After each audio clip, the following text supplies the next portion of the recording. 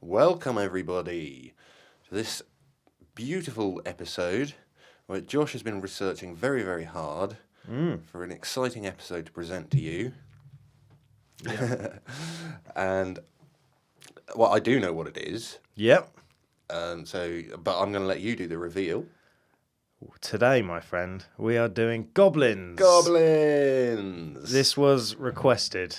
So This was a special request, wasn't it? It was. From your Skeptic Louis friend. yeah, Skeptic Louis requested Goblins. Okay, so we're doing Goblins. We are indeed. So, do you know much about Goblins, Pirate?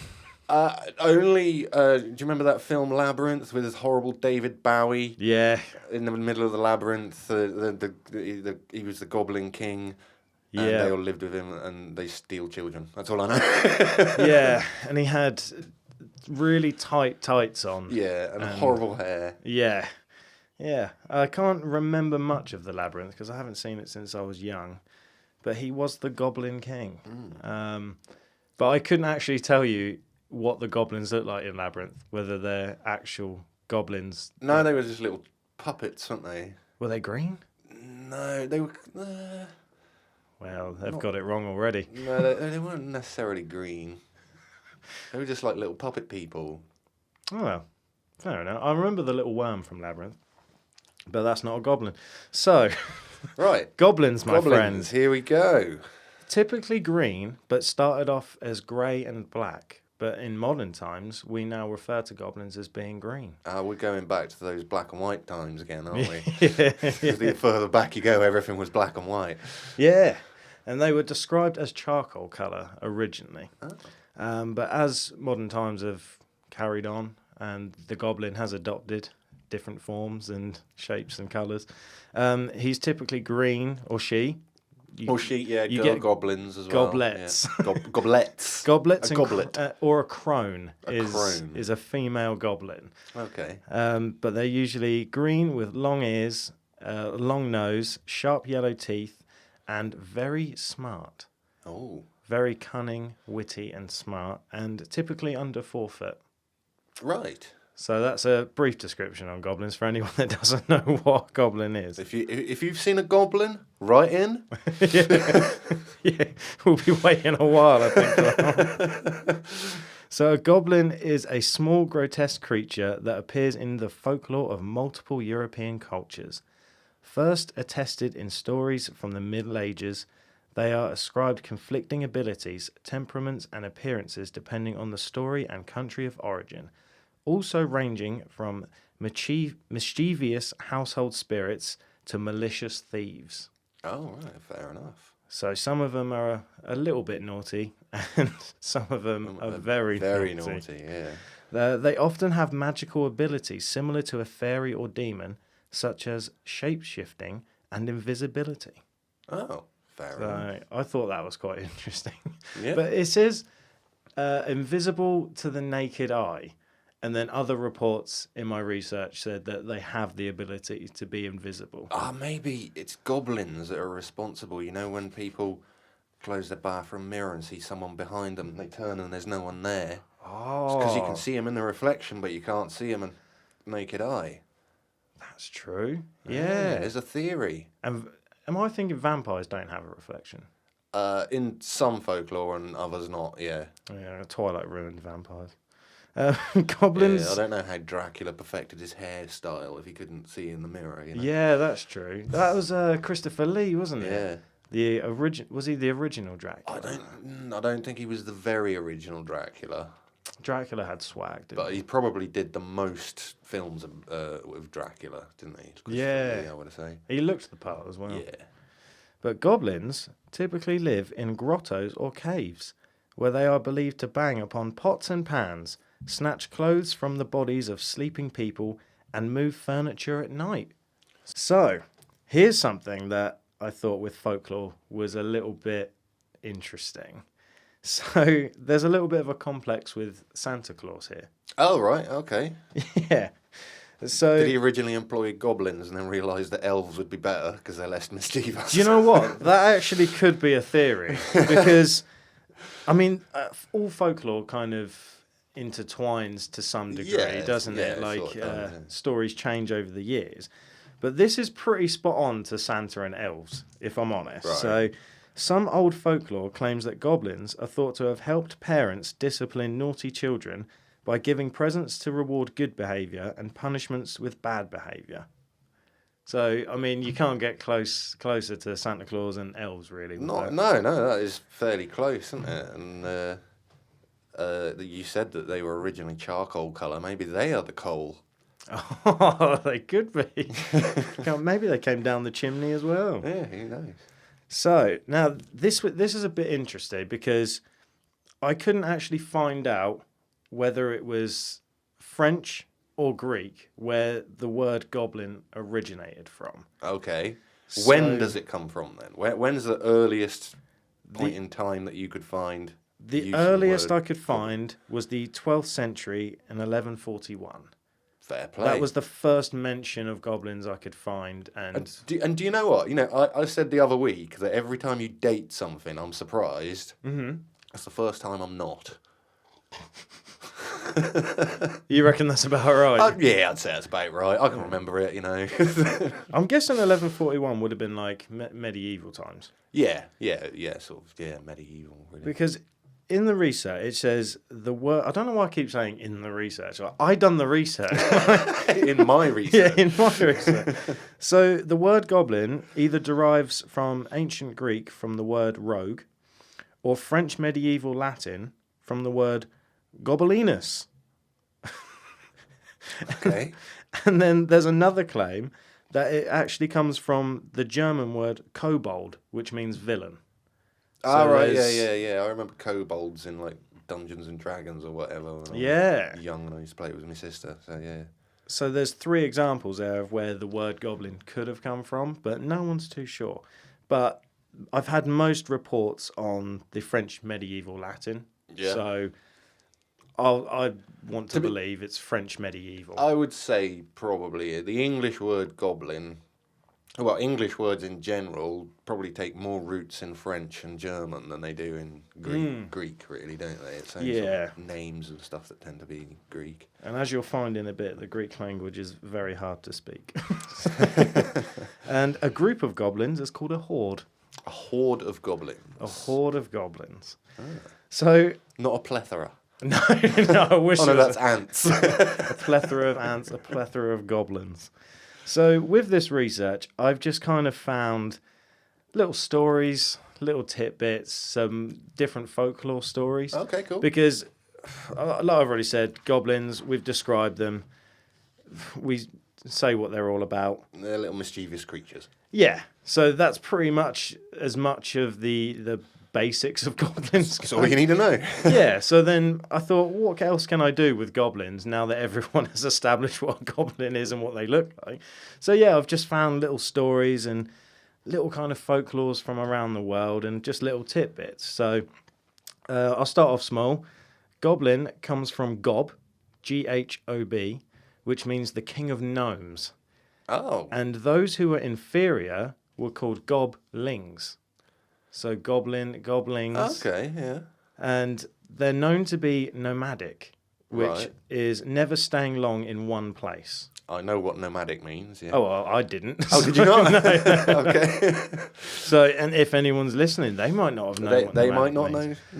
know. And a goblin's smile is said to curdle blood, and a goblin's laugh is said to sour milk and cause fruit to fall from trees. Oh. Yeah. So now I'm going to go into the different countries because these are fantastic. I was smiling ear to ear when I read this one. Should I start from the... Mozambique. Mozambique. And work your way north. I was going to say, should I go for the most brutal one, goblins first, and work, or should I work my way up to the... I reckon brutal ones last. Brutal one last. Okay. Yeah. Just get the small little mischievous ones out of the way and then go for the real big cheese. Okay. Oh, I've knocked the table again. Every week. This bloody table. So in Zimbabwe, goblins are called Zigwambos. Zigwambos. Zigwambos. And if a child is born with a disability, it is believed a goblin may have impregnated the mother in the night. Okay. There's a They little... do DNA testing on that. I mean, I thought it was fantastic. That is brilliant. Yeah, it's random, but... So, this one, the mountain goblins of Japan, also known as the Tengu, take the form of an old man with a long nose who walks barefoot. But there are also goblins called Crow Tengu. They are goblins with wings, a black beak, feathers, black feathers, yeah, and claws, all resembling a bird, but they have the body of a man. And these Crow Tengu, they're mischievous, but then they go pretty dark. So they like to start fires. They're obsessed with fires. Okay. Bit of arson. But then crows like shiny things. So I mean, there's not a stone's throw from it, is it? I'll collect some shiny things and then start a fire. And then they ramp it up because they then decide that they like to kidnap and eat children. So yeah, don't mess with the Crow Tengu because they'll get you. Oh, that's cool. Well, it's not cool, but no, it's not cool. But it goes back to when you asked me what I know about goblins. I pretty much said they steal children. Yes, and that's all I really know. So. That is a running theme with goblins. They do like to kidnap and prey upon mortal people. Rumpelstiltskin have been a goblin. Ooh, that is a he very made like good magical question. deals, didn't he? But then he wanted your children. I think he technically he is a goblin. Technically, yeah. But I've never known actually what Rumpelstiltskin is. Like I always just pictured him as like a little person that just walks around causing a bit of mischief. Yeah. But then I suppose if he was making deals, goblins are smart. So if he's making deals and maybe things, Rumpelstiltskin was a goblin. I reckon he is. I reckon we found something there. But it's frustrating because I didn't even think of Rumpelstiltskin, so I could have Googled it and found out what Rumpelstiltskin was. But yeah, never mind. If he didn't pop up in the research, then I'm guessing... no one else has put 2 and 2 together, have they? Well, maybe we're just making 5, I don't know. I'll come back to that. I'll let you know. I'll do some more thorough research afterwards. We'll do research after dark with Josh and Pirate. So this is the most brutal one. And could you believe it? It's good old British folklore. Oh, really? Yeah. Okay. Now, I thought this one was cool. And when I said I smiled ear to ear, it wasn't because of the harsh darkness of the story. It was... I thought it was kind of cool, but I also thought, typical British folklore. We've got to have the most brutal one that doesn't really make sense. Everybody, yeah. So there is a type of goblin, or a breed of goblin, if you will, called the red caps. Oh, that'd be garden gnomes. Yeah, kind of. I reckon they come to life and cause mischief at night, you know? I mean, technically, there's not much difference between a goblin and a gnome. Yeah. And then gob comes from gnomes. And you got red caps. It's all linked together. All garden gnomes have got red caps. Red cap. Santa Claus. Santa Claus, yeah. See, it's all linked. It's all linked. We've got the conspiracy nailed. So red caps. We're creating a new one as we go. Just making up our own conspiracy theories. I wonder if that would catch on. Because birds aren't real caught on. Yeah. That got proved. Yeah. So, red caps. They are a type of murderous goblin found in British folklore, said to stay in ruined castles along the border between England and Scotland to murder travellers who stray into their homes. Now, would you like to take a guess on why they're called red caps? Any idea? I can only guess it's got something to do with Flygaris magic mushrooms. No. No? Oh. I didn't even think of that myself. No. Because they are called red caps, aren't they? Yeah. No, I didn't even think of that. It's because they use the blood of their victims and the travellers to dye their hairs and their hats as well. And it is said in folklore that they have to keep killing and dyeing their hats and heads red, because the minute they aren't red, they die instantly. Oh, right. Oh, okay. And Because they get killed by all the other goblins. You're not keeping your hand up. yeah, basically. So that inspires them to keep killing, is to dye their hats and their hair red. And the only way to escape a red cap is to quote a passage from a Bible. Oh, okay. So religion comes into this. Religion, now. yeah. Well, it's bound to, isn't it? So that's the kind of brutal goblins that I could find. Just them three kind of horrible little stories. Now this one's going to make you laugh. How many pages of research have you done? I've done 5 pages of research. But we're kind of going through it kind of quick. So we're all right. We're all right. We're good for time. So this one's going to make you laugh. Well, I'm hoping it will make you laugh a little bit. So we're going to go around to the other side of the globe. Actually, it's not that far away, to be fair. It's not. It's a couple of hours flight away. So we're going to go visit the Greeks. Hey. And what's the other one? Cyprus. Greek and Cyprus. Greece and Cyprus. Their folklore.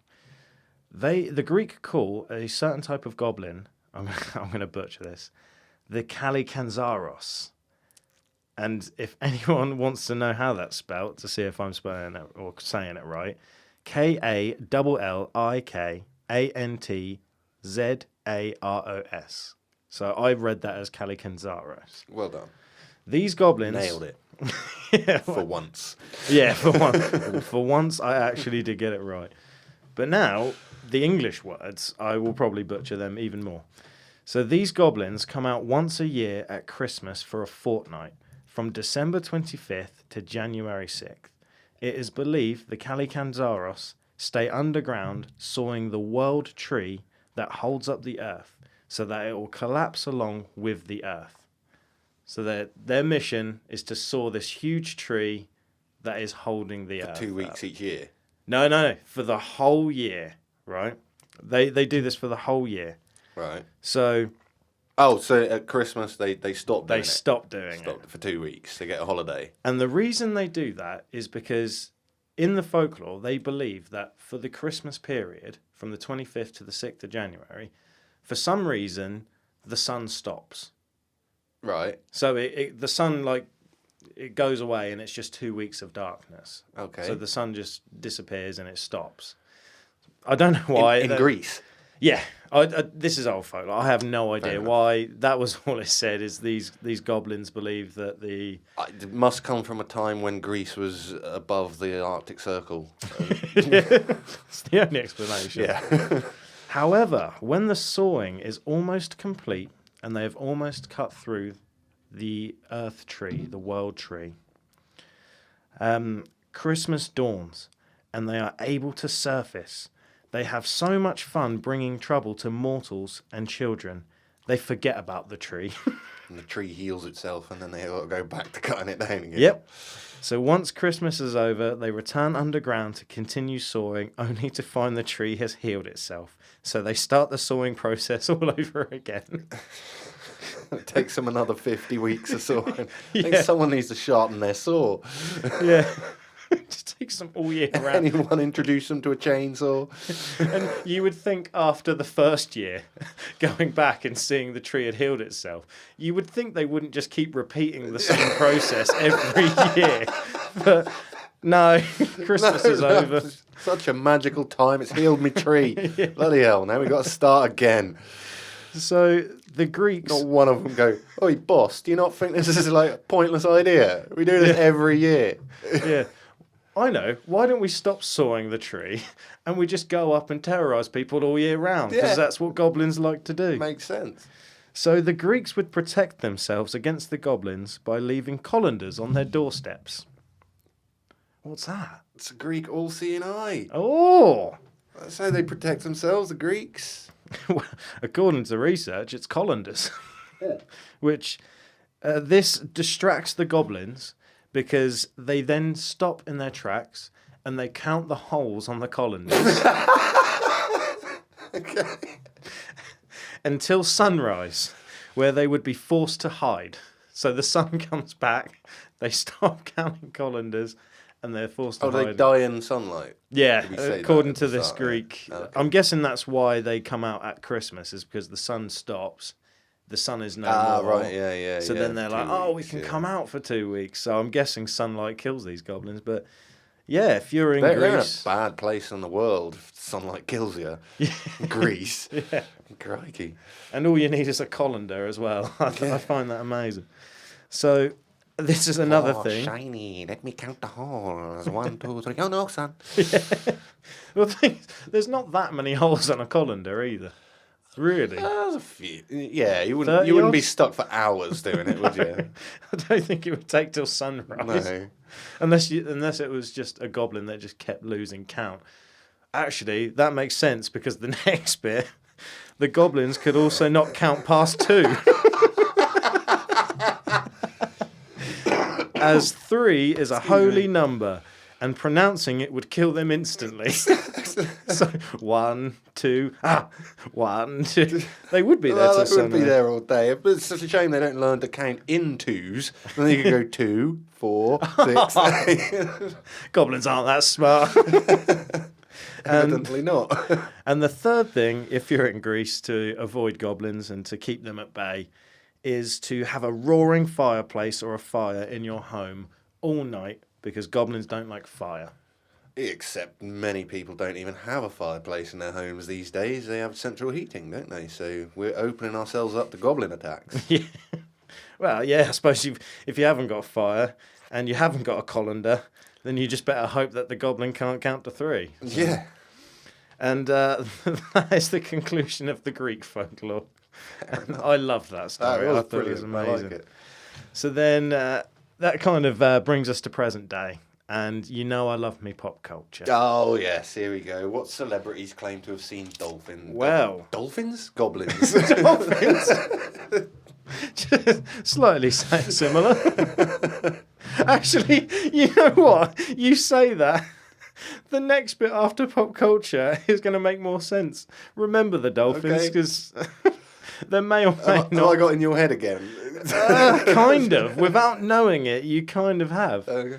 But it'll make more sense.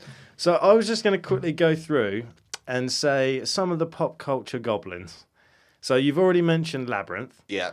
Dungeons and Dragons you've already mentioned. Yeah. That's a big one. That's kind of, in a way, revived goblins. Kind of made them... And Dungeons and Dragons as well also had something, I don't know if you're going to bring this up later, but there was something called a hobgoblin. Get out of my head. Okay. Yeah. Hobgoblins. Yeah. Such a Sorry, douche. I've done it. So, yeah, I will come back to hobgoblins. So you got Dungeons and Dragons. You've mentioned Labyrinth. Warhammer. That's got armies of goblins. Yeah. Magic the Gathering, which is a card game. I don't know if you'd remember that. I loosely It rings remember. a bell, but I don't think I ever played it. Really, really popular in the States, I know. Magic the Gathering. Right. I think it goes back to like late 90s, early 2000s. enough. But I don't know how to play it or anything, but it's got the card games covered. There's also a band called Necrogoblicon. Oh, yes, there is. Oh, he's brilliant. The lead singer dude, isn't it? Yeah, the funny thing is, I when I looked at the research, I'm pretty sure Louis told me this, but I kind of forgot. He's not actually the lead singer. Oh, isn't he? He's a mascot for the band. Oh. He essentially is a dude. He calls himself John Goblicon. Yeah. And he does nothing but be a goblin. That is his career. Because like in the music videos, he's very much the centre Yeah. of attention. I'm sure I saw him singing a song. So it's actually a bit of like a marketing ploy for the band, in a way. So he's like Bez from the Happy Mondays. Just Yeah, like dances 100%. on the side of the stage looking like a goblin. That is exactly it. And he's like Flavor Flav with the gold clock. Do you remember the rapper? Flavor Flav? Yeah. Not actually, he doesn't really do a lot, but he just seems to dance on stage with a huge Yeah. clock around his... Yeah, John Goblicon is a goblin, and by all means, everyone check this out. You have to research and Google it. The guy is committed. Oh, yeah, I'm definitely. pretty sure Louis told me I don't know if he used to or he still does. He used to do like makeup and stuff for films. Films, I heard so that, it's real realistic to the point he has red contacts in. Yeah. Like he has fingernail extensions and things. Yeah, it is definitely like AAA movie standard makeup. And I agree there. And he actually has his own talk show now as a goblin. Does he? On YouTube. Yeah, so check that out. But Necrogoblicon, pretty good music, to be fair. If you like your metal. Yeah, if you like death metal. Yeah, let's not just make everybody go out and start researching Necrogoblicon, because some people are going to be very shocked. Yes, they won't be happy. But he is actually quite terrifying as well. But he is fully committed to that gimmick of being a goblin. And Louis would hate me for saying that, because he would say it's not a gimmick, he is a goblin. And to be honest, some people might believe it. Let's say he is. Yeah. The guy wants to be a goblin, he's a goblin. Yeah, if people can identify as other things, I don't see why he can't be a goblin. So then Tyler, the Creator, had a song called Goblin as well. So another song in the music genre. So I'm just trying to make a point that it's in pop culture everywhere, from cards to music to games to films. And then this will lead me into the Hobgoblins. Obviously, Spider-Man, the villain, Green Goblin. Yeah. And then also in the cartoon series, you had Hobgoblin, which was the son of the Green Goblin. Oh, was it? Okay, yeah. So you had Norman Osborn and Harry Osborn, father and son, but Green Goblin and then the Hobgoblin. So Hobgoblins, again, not much more information other than they're exactly the same as goblins, but have little to no clothing, and they prefer pranks on people. They're not actually nasty or malicious. They're just kind of a bit playful, and they prefer pranks. And in some cases, in folklore, they can actually be helpful towards everyone, to mortals and other goblins and things like that. They're actually the nicer. And I always thought, because of Spider-Man and the cartoon series, because Hobgoblin was, in my opinion, more of a villain, I always thought Hobgoblin would be more of a terror than a Green Goblin. Yeah. But it's actually the opposite. So Hobgoblins are the nicer out of the Goblin family. Fair enough.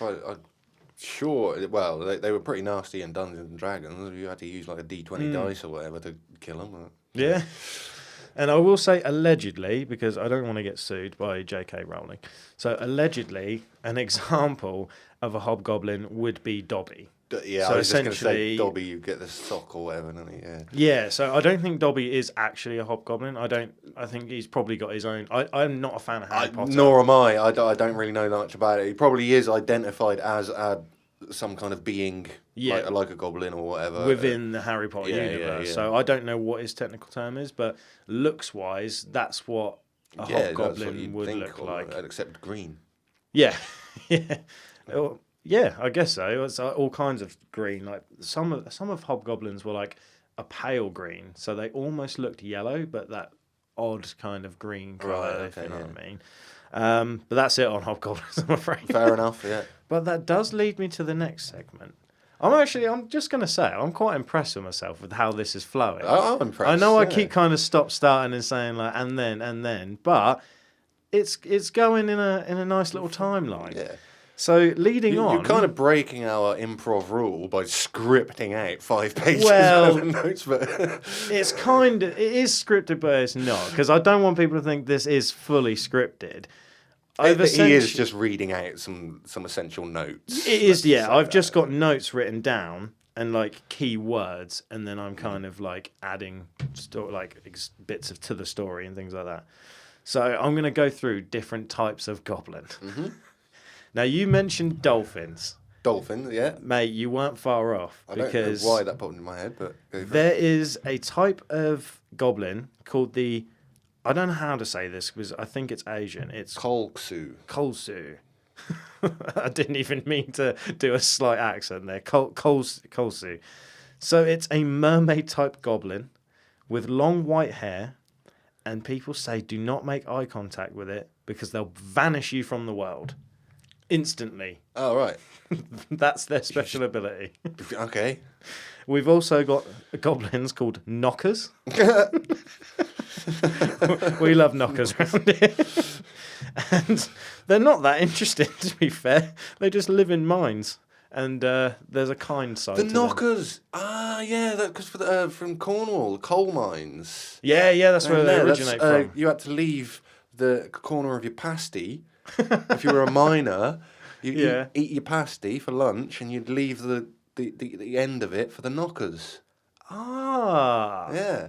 That makes sense. Yeah, I have heard of the knockers. Yeah. But there's a kind side to the knockers. Apparently they can be quite friendly, but it makes sense if you're feeding them corners if you're of leaving pasty. them pasty, yeah.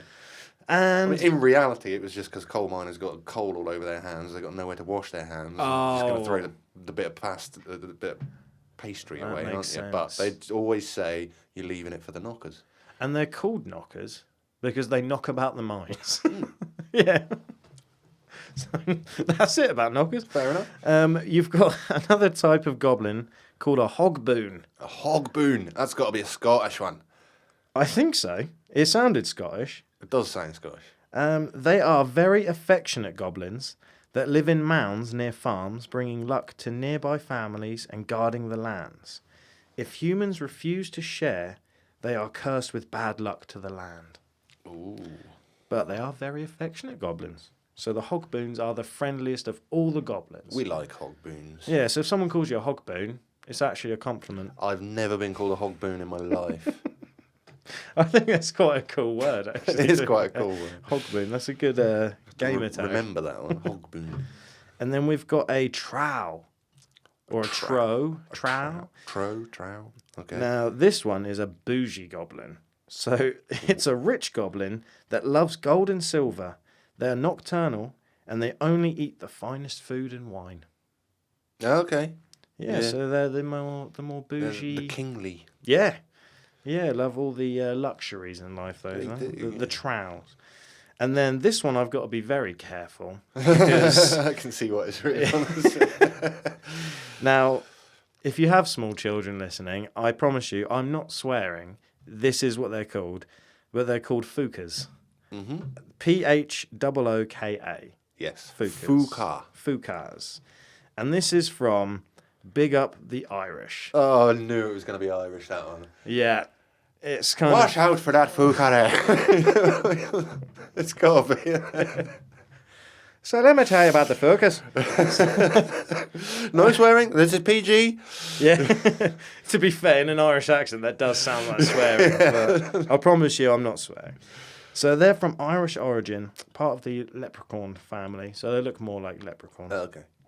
But then they originally was said to be from the leprechaun family.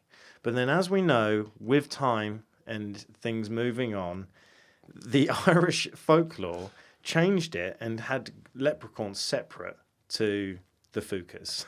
So you've got leprechauns and you've got Fukas. And Fukas were then described to take form of black dogs or black horses with flaming eyes. So very different from the leprechaun. Pretty different, yeah. The leprechaun give you a pot of gold, doesn't he? And the Fuka turns into a dog or a horse with flaming eyes. That's, complete polar opposites, really. That's all the cool different types of goblin I could find, mate. And now, here we go. I bring you to the final page, the finale. How are we doing for time? 33 minutes. That's not too bad. So we're getting towards the end. Now, obviously with goblins, there's no scientific proof or evidence. There's no DNA done on goblins. I can confirm to you that there is no such mind-blowing thing here. But what I do have are two stories that kind of, from a logical standpoint, could explain where goblins came from. Okay, if that makes sense. Like, it's hard to explain, but you'll know what I mean. So, in medieval times, goblins were said to be used as an excuse or a cover-up for knights or royalty when committing crimes or betrayal. So an example they used was if you've got a royal family, a clan, and they send out two of their best knights and they say, we'll pay you X amount of gold to execute another member of a rival clan or something like that. They would then go on their steeds And they, I wish I had coconuts to do they'd ride down on their noble steeds, do the deed, and on the way back, one of the knights would kill the other knight so he could get double the gold. He would get yeah. And to get away with it, so he wouldn't say the goblins did it. He would say the goblins. So then that way he wouldn't be banished from the clan. He wouldn't be thought of differently. Right. And that's where the kind of mystique of these goblins, and because they were said to be intellectually smart and all of that kind of thing along with enough, it, they would just kind of believe it, and they would be considered a hero. And, you know, do you know what I mean? That's one story where I could see the example logically of where it's going. Like, oh, did you kill old Magnus? No, it wasn't me, it was goblins, mate. Oh, yeah, all right, fair enough. Yeah, have his share of the gold. Yeah, exactly. So the only other one is in the mid-1400s, Christians would refer to people of the Jewish faith as goblins to get more Christian followers and to stray people away from the Jewish faith, which led to pictures and paintings over time that were anti-Semitic and had exaggerating goblin features, such as noses, ears, and faces and things like that. So the religious thing kind of ties into there. I'm not gonna go down it. I'm gonna be very careful with my words. But that was just a little example of one religion trying to get more followers and turning them against the other one, so they would refer to them anti-Semitically as goblins. Yeah. And that's pretty much all my research on goblins. And that's it, is it? That is it. So I thought I'd finish with the two kind of logical things, but I mean, it's up to you. Okay, so there's only one thing that I want to bring up. Yeah. Is obviously during the week, we've sort of been discussing, and when you first decided you wanted to do goblins, we Googled it. Yeah. Is there any difference between goblins and gremlins? Because we keep getting gremlins in our cameras. Yes. Yeah. Goblins and gremlins are essentially the same thing, aren't they? Yeah, yeah. Mischievous creatures. Look exactly the same. Except gremlins, as we found out, never existed before the film in 1984 or whatever it was, did they? No, kind of. So the only other thing I could find about gremlins was it was used as a term in World War II. Oh, okay. So they would say things, there's gremlins in the tank again, or whatever, like you did with the cameras. Yeah, with the cameras. When stuff plays up. So that's where that term comes from. But yeah, like you said, actual gremlins, it didn't actually come about until the film. So, but essentially, goblins and gremlins are the same thing, aren't they, basically? So when I say we got gremlins in the cameras, it's the goblins that are messing with them. And we can't see them because they're invisible. Yes, yeah, that's right. Well, I'm 100% behind this. Oh, you're giving it a 10? No. What would you put it to the paranormality On rating? the paranormality scale, now obviously these are mythical creatures, aren't they? A lot of folklore involved, yeah. But a lot of bad luck is blamed on goblins, isn't it? Yeah. Yeah, it's a running trend with the goblins. So I think since we have gremlin attacks on our cameras, I've got to give it at least something. But I'm not going to go high. Well, when the paranormality scale, we always say that number 5 is that tilting point between is it paranormal or is it not? Yeah. There's not much paranormal behind it. There isn't really anything paranormal in the Goblin. No. It's just folklore. It's just stories, people trying to explain why bad things happened. Yeah. So I can't go above 5. Fair enough. I mean, but I've got to give it something because obviously, you always say, well, I'm blaming on the gremlins or the goblins or whatever. They are the mischievous, and it's been magical, around. mischievous thing that's been around for 12th century, nearly 1,000 years. Yeah. See, that's the only thing that's making me boost it up a little bit is the fact that it's been going for thousands of years. It's a legend. Goblins are legends. I will give it a 5.2. I mean, you know what? From a goblin, I'm happy with a 5.2. Because I thought for a second you were going to give it like a 1 or a 2. No, I'll give it a 5.2.